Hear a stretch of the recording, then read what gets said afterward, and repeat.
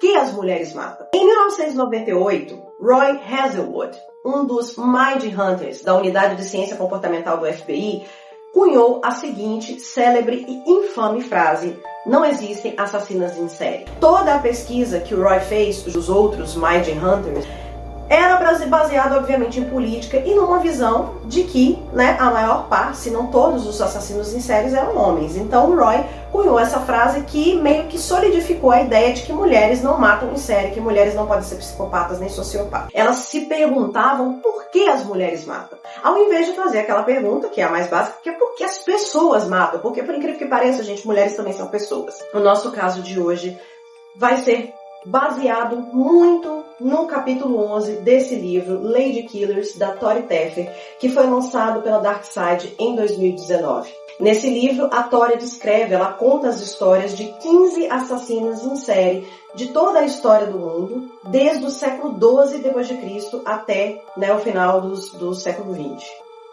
E o primeiro caso que nós vamos tratar hoje é o caso contido no capítulo 11 desse livro, o caso da história da polonesa Tilly Klimek, que ficou conhecida na história americana como a sacerdotisa dos Barbas Azuis, acusada de assassinar todos os seus companheiros ao longo de sua vida e mais várias pessoas nos anos de 1910 e 1920 na cidade de Chicago, Illinois.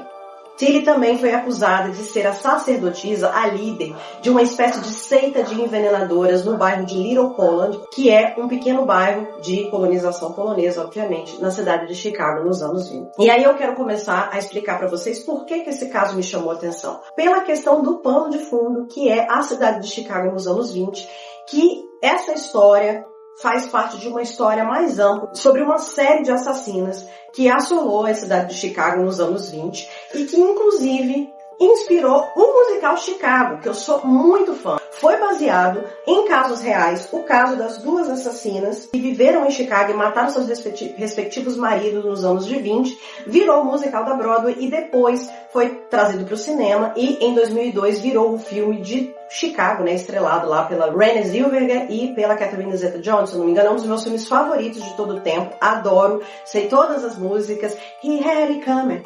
He had it coming. É aquele espécie de filme que faz a gente passar pano para as assassinas, mas a história de Tilly Klimek não é uma dessas histórias e mostra muito como os assassinatos cometidos por mulheres de Chicago se tornaram praticamente fruto de uma cultura misógina muito maior, uma cultura inclusive gerada pelo machismo que diminui as mulheres a tal ponto de desacreditar que as mulheres possam ser afeitas à violência. É o chamado que a autora chama de mito da passividade feminina.